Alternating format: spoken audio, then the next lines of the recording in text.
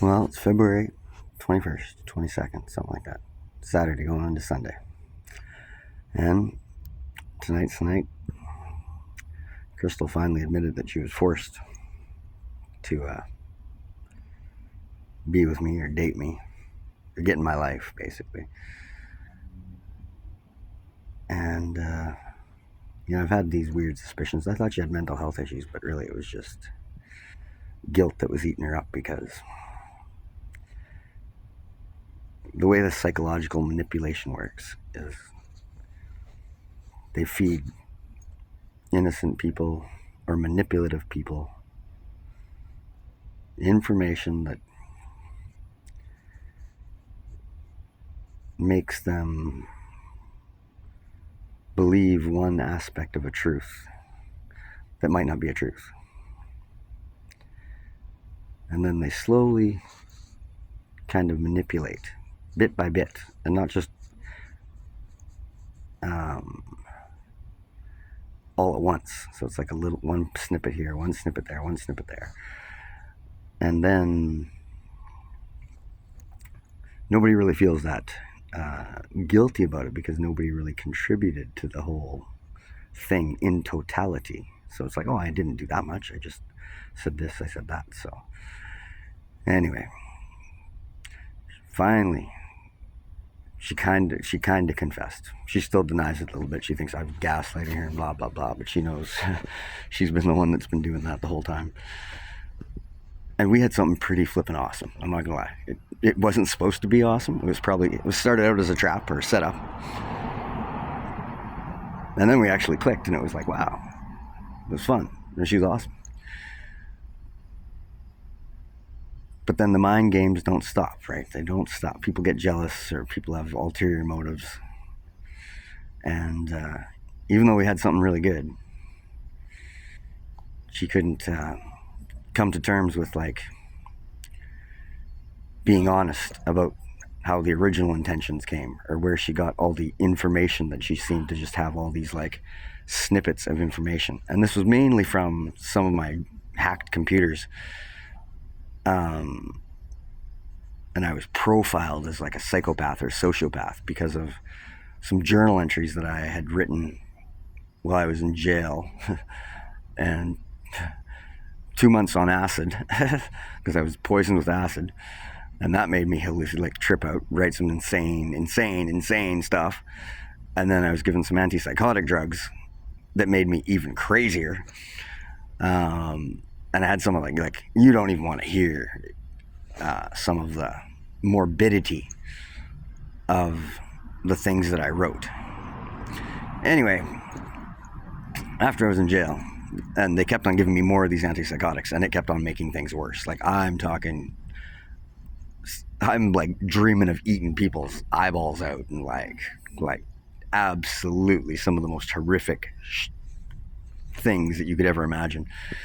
So then they sent me to the Coquitlam psychiatric jail ward there, and they keep on dosing me, and I keep on getting crazier, till one point I ended up in a rubber room, like no clothes, mats, and I can't remember how long I was there. The whole 6 months was a total blur. Like I don't really remember any of it. And then I woke up on the floor, and they're like, "Oh, he's got to go to the hospital. He's not good." So they rushed me to a real hospital, not a psychiatric hospital. And the doctor did a couple tests. I don't remember a lot of this, but she's like, he's having an allergic reaction to these antipsychotic drugs. It's making him fucking crazy. So they stopped the drugs. 12 hours later, I'm like, boo, hey. Okay, where'd the 6 months of my life go? Are my kids still alive? I thought they jumped off a bridge, or somebody ate them, or maybe I ate them. Like this, it was crazy. I had no idea. Took me a while to remember my name, remember if I was married, remember if I had kids. And after like a couple weeks, it all kind of came back to me. And then I got transferred back to the OCC, Okanagan Correctional Center. I think that's what it's called, or Oliver Correctional Center. And it wasn't too long after that I got to see a judge, and I got released. And when I got released, that's when I got to see the nurse. And this was like an old, like, I don't know, 50, 60-year-old nurse, like hardcore jail nurse. She'd been working in jails for a long time. And when she saw me when I was getting discharged from jail, she had tears in her eyes. And I was like, what's up? And she's like, well, I've never seen anything. She said, I've never seen anything like that. She's like, I don't know if you were possessed or what. Like I've never seen that in all the years I've been working here. And we had a big meeting about whether or not we were going to give you back your journals, because all I did was write. Like I don't remember writing half the stuff. It was just like, I don't know. I don't remember it. It was like gone. That whole period of my life is gone. And she said they had a big meeting about whether or not they wanted to give me back my journals that I was writing, because it was so morbid, like so disturbingly morbid. And the healthcare team said they didn't think that it was appropriate to give it back to me, but some of the other people on the team that made the decision said, no, it's his stuff. He can have it back to him. We'll give it back to him. So when I got released from jail, I left with like a black garbage bag, like triple bagged, full of notebooks. That was all I had. Papers. That was all I had, papers. And then for about a year or two, I can't remember, while I was at Kelowna Gospel Mission, all I did was transcribe all these journal entries from my time in jail. And yeah, I cried a few times. I almost puked a few times. Like it was like nasty. Anyway, when the hack computer's there, some of these people in this town of Kelowna, they get a hold of this stuff. They get a hold of these documents and they read it and they're like, holy man, this dude's a psychopath, sociopath, blah, blah, like crazy. And so then they prep Crystal, Ruby Manuel, with all the trigger words and, you know, enough things, because she's went through a life that no person should have to go through as much trauma as she's been through. Now, whether it's all true or not, but I believe it is. She's been 20 years on the streets. Like, she's had some stuff that no human should ever have to suffer. So she's also very susceptible to manipulation, if it's done, especially when there's drugs involved and mental health involved, and like lots of sexual abuse and like hypnosis and like almost like mind control. And so she's put in my life to basically like destroy my life. That was the plan. Destroy my life and like chase me out of Kelowna. And then we actually like hit it off. We started like, she was awesome. She's like super cool. She's crazier than me. I'm pretty crazy, but she's like crazy. It was pretty cool. It was fun. It was awesome. But there's still all these little snippets that were coming from her, either subconscious programming or maybe she was acting the whole time. Maybe she was 100% right in on this right from the word go. And tonight, you know, like she said snippets like for the last couple months. I've noticed them. But when I call her on it, she's like, no, I never said that. And I'm like, well, yes, you did. Like, I'm not hearing things. I'm not like hallucinating or delusional. And then she's like done some of the craziest things ever to like, you know, make me look like a creep or whatever. Things that I'd never heard of, like insane things that not a sane human being would do. But that's mental health, and then it's abuse, and then plus if you're getting forced to do it, you know, life on the streets for 120 or 130 pound 40-year-old woman that's been through the ringer for a long time. It's not easy. I remember she told me she opened up to me quite a bit. When I asked her how many times she'd been raped, she doesn't even know how many times she's been raped. So, you know, she was very manipulated and forced to do something and forced to act out some of these roles. Probably the worst thing I ever seen was when we rented a hotel room and I went to get her food and I got her some juice and stuff like that. And we did cocaine that night too, but when I got back, we were laying on the bed and she really wanted me to get naked, lay on the sheets. That's because she knew the people upstairs, the creep catchers they called themselves. She knew they had the fiber optic cameras going through the floor. And She made a few comments about my small dick and stuff like that, my fat belly and that. But the craziest thing was when she got up and there's like blood all over the bed sheet. And she said, oh, it was her period or something like that. But, one of the things that you learn in, like, I don't know, capturing information is sleep fatigue or drugs breaks down a person's ability to keep up with their lives. And so we did cocaine for a whole night. And finally I started asking her, I'm like, what's going on? She's like, well, she'd shoved a bleach soaked sponge in her vagina to make it bleed so the people upstairs could get some photo evidence or some pictures of a white bed sheet with blood on it. And then of course there was times where she's like having a mental breakdown. She's like, ow, ow, ow, no, it hurts, talking about the lights. We never had sex that night. I had a coke dick. Like, it didn't come up at all. There was nothing happening. Plus I started asking her questions, and that's when she had like this absolute insane breakdown, because she finally realized, like, holy man, she's been set up and manipulated to do this by a lot of people. And she realized, I'm a pretty good guy. I think she even called me nice. And I'm like, I don't like you calling me nice. Like, nice guys finish last. But to be honest, I'm like one of the nicest guys you'll ever meet. But now I'm like, fuck it. I'm like, I don't like nice. So then she stopped calling me nice. Like, she's like super respectful. She's awesome. But the amount of manipulation that's been done in our relationship comes towards me through cell phone hacking, like SimJack or something like that, where your phone's always listening, or like maybe just Crystal could even have a wire. You know what I mean? It's possible. And then yes, you take advantage of someone with some severe mental health issues and trauma, and she's literally been pimped out by women and forced by her street friends or drug friends to set me up and to entertain me, because they thought I was a psychopath, sociopath, because they read these articles or these journal articles that I'd written while I was in jail.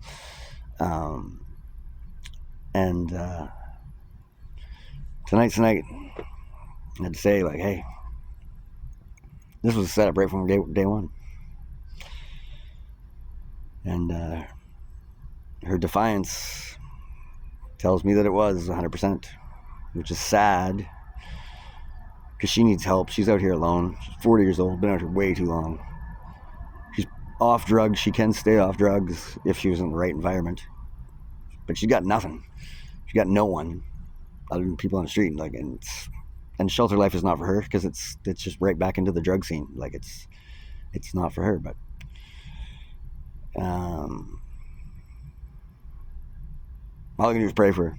Pray somebody helps her, gives her a home, like gives her a place, or maybe a retreat or something like that.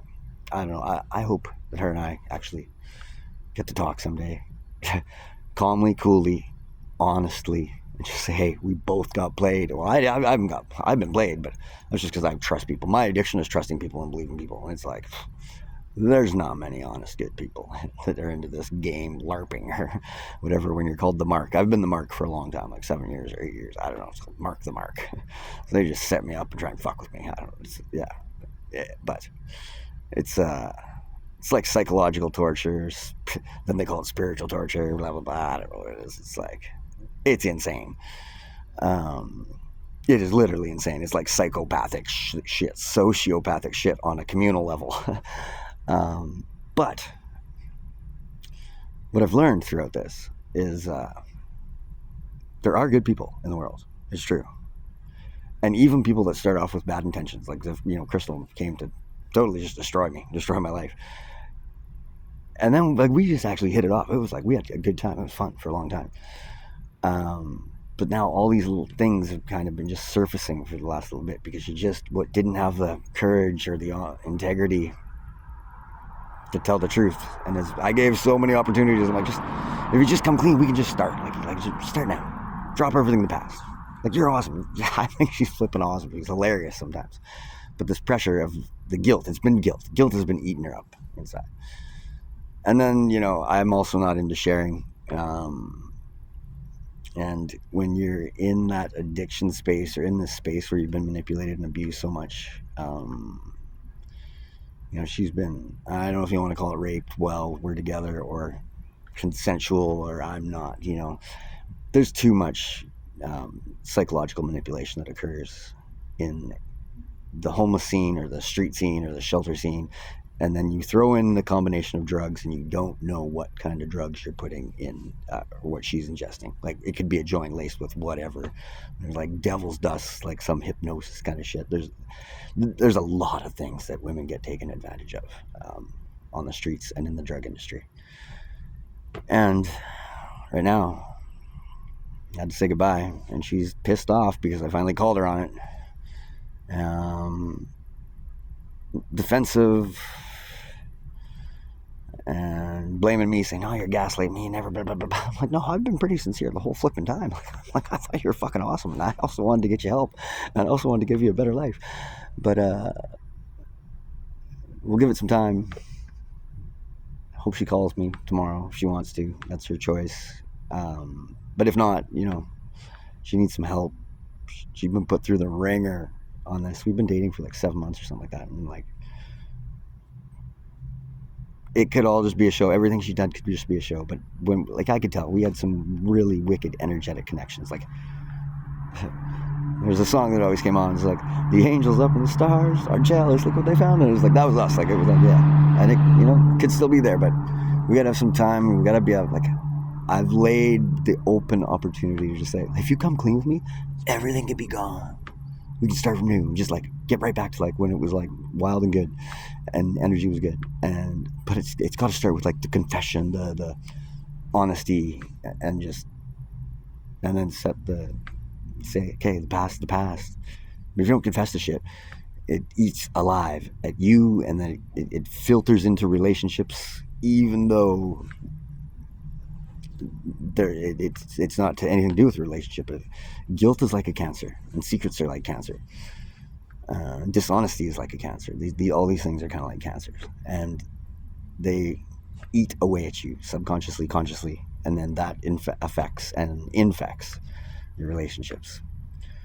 But tonight, she's got lots of blankets. She's pretty pissed off. And she doesn't have a lot of support. Like, everybody knows her. You give her a blanket or something like that, or whatever, but it's like, it's not any support to help her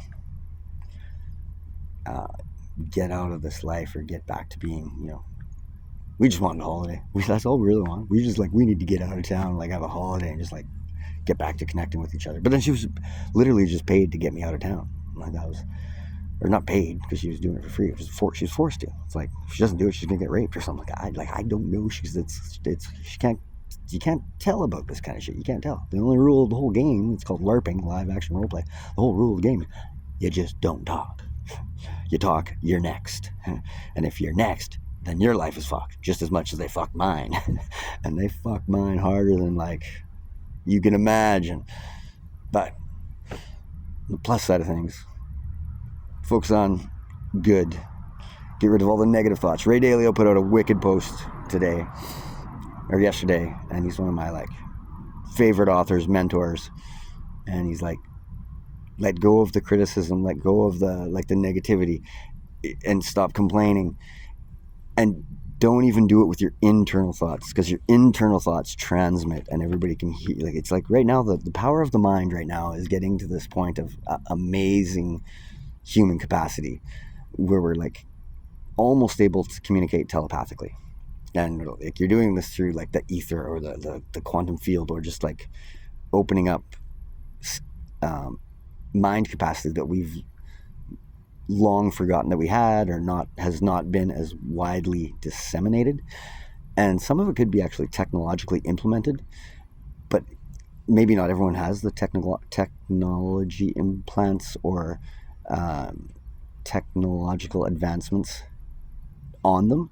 But when you open up the mind of one, that one is able to help teach others how their mind can also reach the same capacity and the same utilization. And then plus there's a cell phone cloning and all that shit. So it's one of the things they do in this game is everything I say is AI transcribed and then thrown on this flipping chat screen or whatever, the emulator, so everybody can read everything that you say. And then they got your GPS on all the time, so they know exactly where you're going, what you're doing, where you're going, all this stuff, like everything that you do, they know. So then they can read what you talked about in the last, like, say, 4 hours or 6 hours. And then it's like they're right in front of you. And then you're going to 7-Eleven and you're talking about 3-titted strippers, for example. And, walk by a person that's standing there, like, hey, Craig. He's like, yeah, I just saw this 3-titted stripper walk by. And you're like, what the fuck? And they make you crazy. Like, I was talking with that, like, 5 blocks away to somebody, like, not you. You don't even know him. And then I'm walking here and you just, like, throw out the word. Like, how many people in the world have seen a 3-titted midget stripper? Not many. But it's like they do that all the time. And it's relentless. And so it makes you think you're crazy. And it's made to make you think you're crazy. And you're just you lose sanity. But there is an amazing upside to this. Crystal, I pray that somebody, I pray that she is, I think, unless she's absolutely a pure demon, like she could just be absolutely, like, an absolute devil, terrible human being. I don't know. But I think she's awesome, like where she was. Without confession, it's like there's nothing that I can really deal with. If I can't deal with confession, I can't deal with it.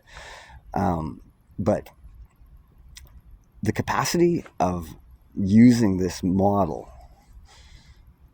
to address mental health, social health, communal health is potentially unexplored. And though some would call it gang stalking or targeted surveillance, there could be a revamping of that would make amazing strides in mental health and social health conditions experienced by some, and a community of people that help individuals with maybe generalized anxiety disorder or addiction or depression or all kinds of things. Like, the potential of this model is unfounded. Like, and and it's real world. That's one of the things that's, when I look at, like, a lot of this mental health or psychiatry and psychology therapies, a lot of them are done in an office or through books or through group sessions or, theoretically amazing. And if they work for people, they work, right? If anything works. If you save one, right on, you save one life. It's kind of like cool. Or pharmacology, right? But then you got to realize there's the real world out there. So you can go, you can go to meetings, just go to a counselor an hour a day for, I don't know, 3 months to get over some crazy thoughts or suicidal thoughts or whatever, paranoia or something like that. And so all these things in the clinical setting are exactly that, clinical setting modalities used to help address mental conditions or psychiatric conditions. But then that individual still goes out into the community, the real world, and there's triggers. And triggers could forget everything that was taught at the counselor's meeting or the group session or what have you. And it's like, the effectiveness on a lot of mental health treatments and psychiatric treatments is marginal. It's not like surgeries and shit like that where it's like, hey, you cut it open and it works. It's pretty subjective. But when you can, like, adapt that and implement that into a community real world setting, the potential is amazing. Now, there has to be some kind of strong thought and strong planning that would go into, when do you start to let an individual know, hey, well, the whole community's been fucking with you. Absolutely mind fucking you, trying to make you better. Because if you go on with that for too long, and I've been going through for like years, and they weren't trying to make me better, they were trying to make me fucking crazy. And they did a pretty good job at it, like a pretty good job.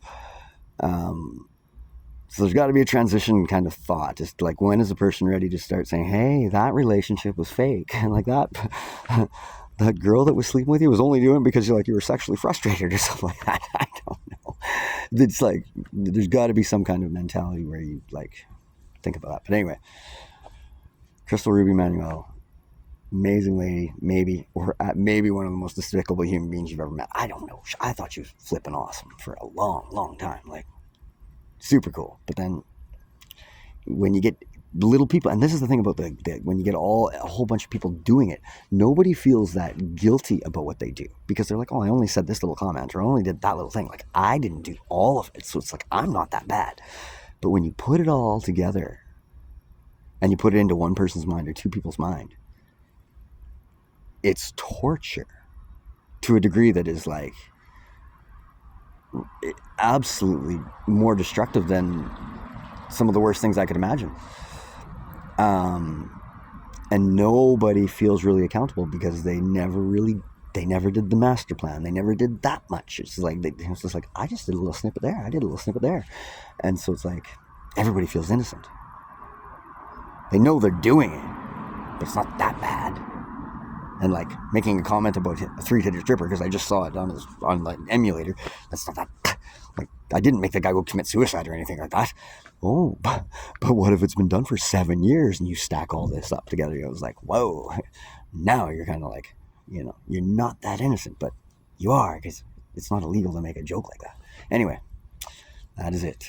And Crystal needs help. I'd love some help too.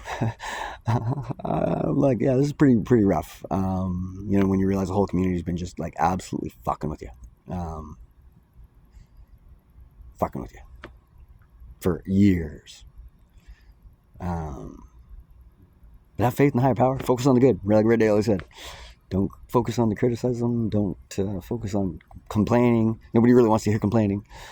And don't even let your mindset, don't even let your thoughts capture excessive criticism or complaining internally, because you start to transmit that and nobody wants to hear it. So look at the good things and rise above. And whether Crystal and I ever become friends again or not, I don't know. We're going. This was a rough night when I finally had to call her out on it, and she finally confessed a little bit. She's still blaming it on me, but it's like, no, it's just like projection. And she's not totally aware of how badly she's been manipulated. I don't think, unless she's that evil of a person. I don't know. It's hard to say. God bless you, they say. The universe bless you, whatever, like however you like to call it. Be blessed. Don't complain. Don't critique. And help out some people if you can. It's cold out tonight. It's really cold. Anyway, be good.